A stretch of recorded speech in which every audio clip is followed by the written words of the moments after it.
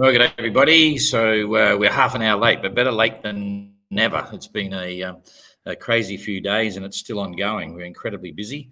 As usual with entrants, we try and get everything done ahead of schedule, but they've always got reasons to be delayed, and deadlines come up, and their problem become our problem. So, and today we had a disaster with immigration. It was the final clearing out immigration for the fleet, ready for Sunday, and it was all set up, beautiful schedules. Every half an hour, another team, and all that sort of stuff.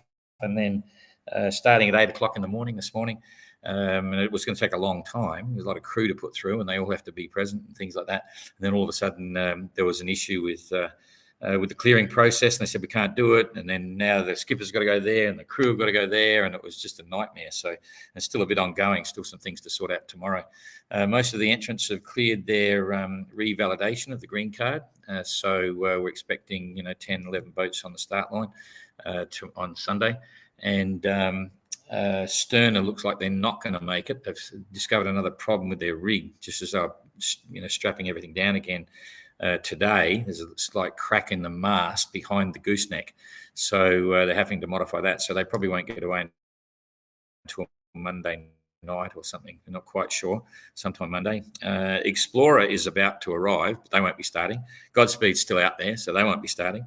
And I think that's about it. So stand by for that. And we are about to announce, or have already announced, that we've got 2 ships on the start line. Amazing. We've been supported by the South African Navy, and they're providing us with a ship, one of their locally built in South Africa 60-metre Warrior class inshore patrol vessels, which is fantastic. It's only a few years old, and we're very happy to have them saluting the OGR and acting as one of the official start boats. And on the other end of the line, we've got a French Navy frigate, which is really impressive, the Floreal, which is normally based in Reunion Islands, so about 100 metres, or a couple hundred metres or something, 90 crew on board, officers. Captain is really excited. In fact, all the sailors are about this. The French are passionate about sailors, and they're here to support the strong French contingent across all of the fleet. There's probably nearly half the sailors in the race are French. We've got 5 French entries, of course, so that's kind of interesting as well. So to have 2 Navy ships from 2 different countries on the start line is unheard of. I've never heard of that before, and it's a real coup for the diplomacy of the area as well. 2 nations working together, supporting the maritime traditions and so on. So there's a bit of hype about that. Anyway, that's all good news. Last night we had a big diplomatic reception in the office. Supported. It was a partnership from the French consul here in Cape Town and OGR. Invited a lot of diplomats, and we had cultural dancing again, and everyone got to get an understanding of what the OGR stands for, and some of the sailors sailing and had a look at the boats and so on. So it was pretty cool. Plus a lot of the officers and some of the crew from the Floreal, the French frigate. And it was a great night. Then the night before that, it was the captain's dinner, and so it goes. And tonight, we actually we had a big prize giving presentation. It wasn't recorded live on Facebook. It's a long story. Right up to the last minute, things were still being set up, but we had a great night down at the Royal Cape Yacht Club and divvied out all the trophies and bits and pieces. So it was kind of cool. And that's another one down. So now there's no more official functions tomorrow. The crews are all on their own, settling in and so on. Not so much partying going on tonight. It was funny, after the reception last night, they're still partying, but the prize giving finished early, around 8 o'clock or something, and there didn't seem to be a lot of people heading off into the city to have a big party. Everyone's thinking, wow, we only got like a day and then we're away. So things are getting a bit more serious. And anyway, we haven't forgotten about Godspeed and Explorer. So here we are with the tracker update, and I'll get straight into it and give you the good news about I pressed the wrong button then. There we go. Okay, so hopefully you should be seeing this. Yeah, I see people there. Sorry about being late tonight, but we just got back and had to sort out a few things before we came online. In fact, it crashed again. But now, even without Jane, Rob has managed to show me exactly how to re-engage all the passwords, all the bits and pieces. So this time I flashed it up myself. Anyway, just as we don't need it, because this is probably the last day or so. Anyway, all good. So coming onto the tracker page, you can see Explorer very close, but I'll come back to that in a minute. They'll be in sometime tomorrow if all goes well. And we'll start off here and explain what's happening with Godspeed. About 450 miles behind. There we go. Now, Godspeed's in a good position because they're down south, lot lower than Explorer. Explorer got knocked up here, but they've managed to head south pretty well. They're about that's about 37 degrees south, which is not too bad. And they've been parked for a while, but they've finally started to move. They were in this area of no wind. It's now moving off to the east. So they weren't going very fast at all today. They only managed 55 miles in the last 24 hours, doing 5.8 knots. They've got basically 700 miles to go. And you can sort of count, if they've got breeze, it's 150 miles a day. So it's about 5 days if they're lucky with 150 mile days. And they've gotten rid of this bit of no wind, but there's one more trap coming. So just to explain what's going to happen there, no, that's too far. Let's just look at the weather for Godspeed. If we come forward a day, the Godspeed, you can see they've got a nice breeze here, picking up from the north, so it's beam reaching on the port tack, so the speeds will be high. If we go through to the 5th, 2 days ahead, beautiful breeze. It goes from the northwest, going to swing around from the west and give them a big kick. So that's going to keep them. So there's 2 days of good sailing. If we go through to the 6th, about now, still going on. They'll be down here somewhere. So that's 3 days of good sailing, making good speeds, actually. 6. If we go through to the 7th, it's still holding, getting a bit light. So 3, 4, 5, 6, 7, that's 4 days. And 4 days, they'll be about here. They've still got a southerly, which is not bad. Let's just try for day 8. Yeah, the breeze is holding all the way through. So what that's telling me is that they're going to easily do 150 mile days and probably more. But let's just say average 150 mile days. And so that's looking like about 5 days at the outside. So 5, 6, 7, 5 days. So 5, 6, 7, 8. I reckon they'll arrive on the 7th, and that would that be right? Let's see here. I'm just checking the calendar. 5 days. So 1, 2, 3, 4, 5. Yeah, maybe the 8th. Maybe the 8th.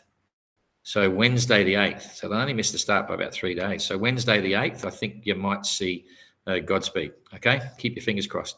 Now for the big one, for Explorer, actually looking quite good. They've been so lucky with this closing weather.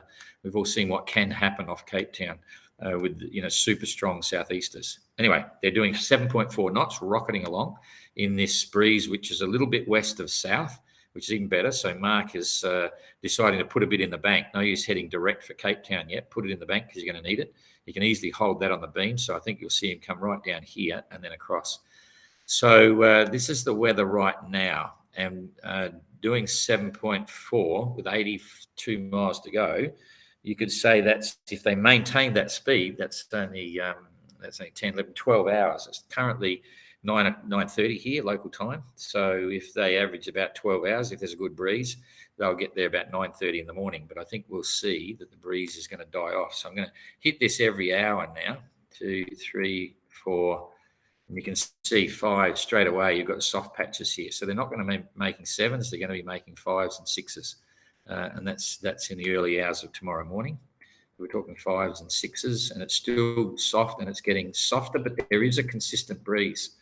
Now that's 9:30. So I would say they're probably going to average more like 5 knots, okay, over the next 24 hours or so. So 5 knots is 16 hours. So if we go 16 hours from now, 9 o'clock local time, there's 3, that's 1300. That's about 1 o'clock in the afternoon.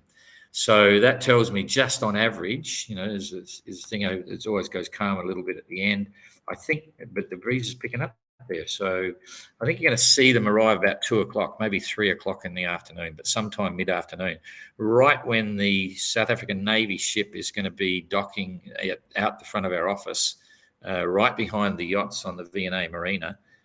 They're scheduled in there for around about 1,500 hours local time. So that'll be a bit of a bugger because we wanted to actually see them in. It's quite an impressive ship. I'm looking forward to meeting the officers and men and so on, discussing the activities on Sunday. Very quite exciting. We've already met a hell of a lot of the team on the Floreal, the French ship. We were there when they came into the dock.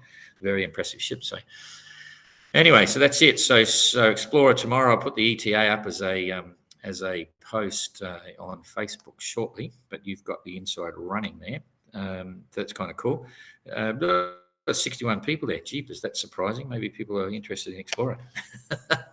Okay, so I'll just double check for signals here, see if anyone's g'day Eon, Virgo. First time I've managed to tune in live from Portugal, just as we're coming to the close. Thanks, Virgo. I know you have lots to help, but you're the man. Okay, yeah, we've got a great team, so everyone's been under pressure today. I mean, to give you an idea, at the prize giving, we're doing all that. As soon as that's finished, Rob's there still trying to rush this press release out. Ada's there working on the translations, and that's mucked up her socialising tonight because she was still doing that while everyone had come and gone and stuff. But anyway, Georgie and Jack and Marco were all really busy doing stuff. So then I dropped them home, and Rob's still there now doing the current press release. Got to go out today. A huge amount of information on it, so check it out. It'll come up very soon. In fact, it's already on the website, and I'm about to post it over to Facebook as soon as we know that the subscribers, about 12,000 subscribers or something, get the newsletter because they get it first. Anyway, good to see you here, Virgo. Thank you for your kind words. Yeah, I hope it goes smooth on Sunday too. Greetings from Otley, UK. Thanks. Good evening from Denmark. It will be a touch and go for Explorer. Oh, yeah. So, g'day, Annie. It's really cool. I'm so happy they're going to get in before the start. That's the first thing. At least they'll get to understand what's going on. Saturday afternoon, good time to arrive. They've got time to sit back and veg out and probably go out to dinner on Saturday night. I think we'll all be busy tomorrow night just before the start. Anyway, we'll see what happens. And then it starts kick straight in on the work because there'll be a lot of pressure to get away within a week. You just don't want to get bogged down here, and there's no, there'll be a bit of time to relax. We've got 3 fresh crew coming on board, and they'll be straight into it while the others have a bit of a break, maybe. Greetings from Emworth. Hi, Janet. Yeah, Godspeed. We're happy to see them when they get here. Hi, Joe, James. Come on, Captain Coconut. Yeah, I had a query the other way. So why is Explorer so slow? And I didn't know what to say, but it's a long way. So, g'day, Margaret. Which boats will not be at the starting line on Sunday? There's a couple still looking at the situation, but I can confirm that Sterner, the South African entry, they won't be starting. Explorer and Godspeed won't be starting, so we could be down to 11. And most of the others have all got their green cards, so that's not so bad, and the others will follow up pretty quickly thereafter. I did come down and took some pics, but didn't want to give anyone my cold, so kept a distance. So, g'day, Ted. Okay, good idea. Yeah, we don't want colds. OJ, some brilliant stuff. Yep, too true. Thanks for that. Okay, so we'll I don't know whether we'll get a tracker up tomorrow because it'll be a big night, and then it's start day. So let's see what happens. But we are mindful of Godspeed out there, and we're looking forward to seeing Explorer when they come in. That's about it. So thanks for that, and we'll see you again as soon as we can. See you later.